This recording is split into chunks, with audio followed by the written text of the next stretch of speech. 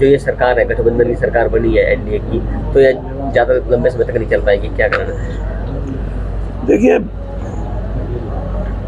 आपने 24 साल ऐसे देखे होंगे जब किसी भी पार्टी को स्पष्ट बहुमत 1989 से लेके और 2014 तक नहीं मिला था।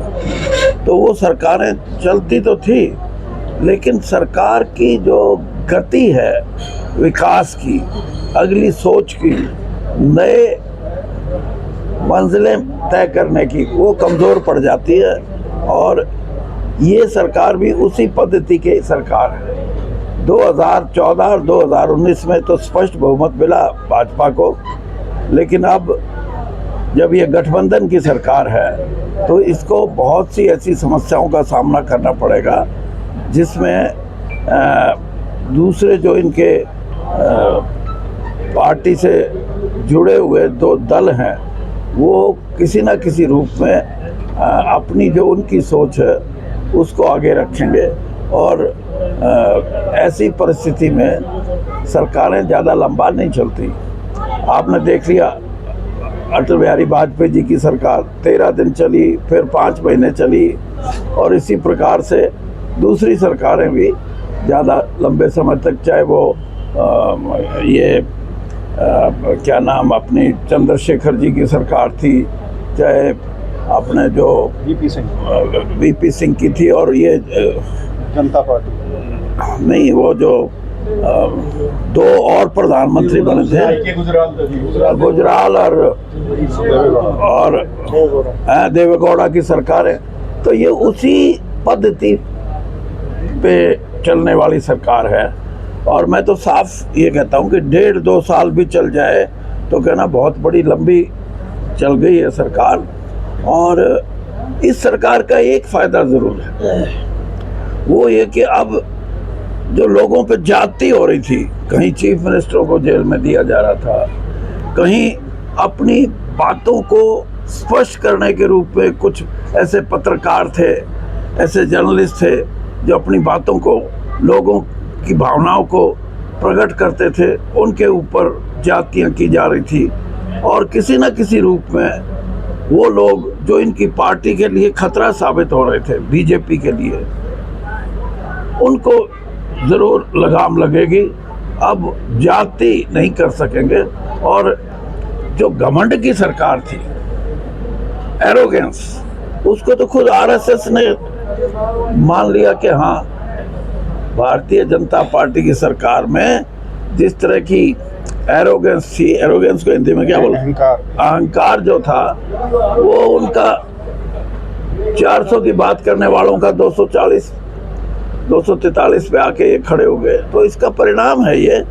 और इसलिए अहंकार भी जाएगा, और जहाँ अहंकार जाएगा वहाँ संविधान बचेगा, वहाँ लोगों को बोलने की आज़ादी का हक बचेगा, वहाँ प्रजातंत्र बचेगा। और इसी के लिए इस देश के लोग इकट्ठे हुए। मैं ये नहीं मानता कि विपक्ष की पार्टियों ने बहुत बड़ा अभियान चलाया, ठीक है, उनका अपना काम था, अभियान चलाया, लेकिन लोग जुड़े। और ये इलेक्शन, जैसे इलेक्शन के दौरान में भी ये बात आने लगी थी कि ये इलेक्शन मोदी वर्सेस वोटर है, तो ये बहुत बड़ी संज्ञा दी गई थी। इस देश के मतदाताओं को जागरूक होने का सबसे बड़ा परिचायक था ये। एक अभी आपने कहा कि कुमारी शैलजा है जो विधानसभा चुनाव लड़ रही है, जबरदस्ती इसको लोकसभा चुनाव में लड़वाया गया है और ये कुछ समय तक ही रहेगी, इसके बाद सीट खाली। इसके क्या मायने हैं? इसके मायने निकालो ना, पत्रकार। नहीं, आप हम तो निकाले, आप क्या मानते हैं, क्या कारण है अभी? हम तो नहीं, आप बताओ पहले, फिर बताऊंगा। आपके मुंह से अच्छी लगी ना, हमारे तो चलेगी नहीं। क्या मायने सर इसके? इसके मायने साफ हैं कि शैलजा जो हैं वो, उनकी प्राथमिकता थी विधानसभा का चुनाव लड़ने की, लेकिन उन्होंने ये भी कहा कि अगर पार्टी हाईकमांड चाहेगा तो जो भी वो करने को तैयार हैं। अगर वो पार्लियामेंट के लिए कहेगी पार्लियामेंट के लिए लड़ूंगी। लेकिन जैसे मैंने कहा कि उनका मन है हरियाणा की राजनीति में। देश की राजनीति तो बहुत बार कर ली, 4 बार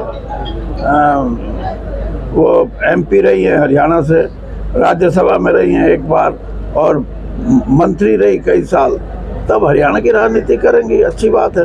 तो क्या जैसे कि आप भी सीएम का चेहरा रहे हो, आपका भी सपना रहा है सीएम पद की दौड़ में, तो क्या कुमारी शैलजा भी दावेदारी करते हो तो आपके समर्थन में हो? आप ऐसा है, ये सारी बातें आप अपने मुंह से बोलना, मैं ये सारी बातें अभी नहीं बोलूँगा, क्योंकि कई लोग और भी चीफ मिनिस्टर बनना चाहते हैं। फिर वही अब की बार क्या चुनाव हुड्डा वर्सेस कुमारी शैलजा या एक मिनट सुन लो यार, पहले एकदम हुड्डा पे पहुंच गए, ऐसे नहीं है।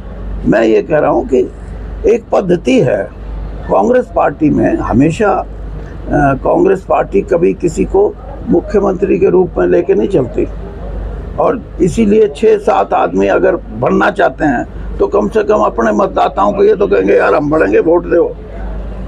और अगर अभी कहने वो बढ़ेगा या वो बनेगी, तो फिर जो दूसरे बनने के ख्वाहिशमंद हैं वो कहेंगे यार ये तो गड़बड़ होगी, वोटर भी ये कहेगा भाई बनना तो है नहीं, क्यों खाम इसको वोट देके खराब किया। इसलिए कोई ये बात नहीं, लेकिन मैं इतनी बात जरूर कहूँगा कि सत्ता से बाहर होगी बीजेपी और कांग्रेस का राज बनेगा। कांग्रेस को सिर्फ इतना करना है कि राजनीति में जो लोगों की इच्छाएं हैं, लोगों को जोड़ने की प्रक्रिया कांग्रेस को तेज करनी पड़ेगी। ये लोकसभा के परिणाम ये इशारा नहीं करते कि परंपरागत कांग्रेस एक विचारधारा को लेकर चलने वाली पार्टी संगठित रूप से चुनाव लड़े, उसमें कहीं ना कहीं संगठन का अभी भी अभाव है। संगठन बन के पूरी ताकत से लड़ेंगे तो कोई पार्टी आज हरियाणा के अंदर, बीजेपी क्या दूसरी पार्टियों के भी कोई जगह नहीं है।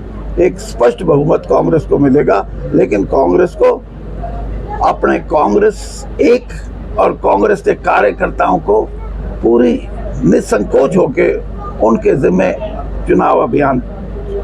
अब कौन चुनाव अभियान चला रहे थे? जिसको टिकट की ख्वाहिशमंद है, नहीं तो कार्यकर्ता होता है जो कोई ब्लॉक का भी अध्यक्ष होता है, कोई गांव की छोटी यूनिट का भी अध्यक्ष होता है, कोई बूथ का भी अध्यक्ष होता है, कोई महामंत्री होता है, कोई कितनी ऐसी चीजें हैं जो संगठन अगर पूरा बन जाए तो उस कार्यकर्ताओं की संख्या हजारों में लाखों में हो जाती है, और जब इस तरह की संख्या होगी तो उसके परिणाम भी मजबूत आते हैं। तो क्या मानते हैं कि विधानसभा चुनाव तक संगठन तैयार हो पाएगा कांग्रेस का? अब उम्मीद तो करनी चाहिए, बाकी तो अब पार्टी कैसे उसका फैसला करती है, लेकिन पार्टी हित में यह है कि संगठन को जितना मजबूत कर दें उतना ही अच्छा है। विशेष व्यक्तियों पे संगठन नहीं छोड़ना चाहिए। विशेष व्यक्तियों पे संगठन छोड़ेंगे तो सिर्फ व्यक्तियों के जो सहायक हैं वही साथ लगेंगे। आम साधारण जो कांग्रेसी है, जिसकी कांग्रेस में आस्था, कांग्रेस की नीतियों से, कांग्रेस की विचारधारा से है, वो पीछे न छूटना चाहिए। वो आगे होके काम करेगा, तभी कांग्रेस मजबूत है। ठीक है।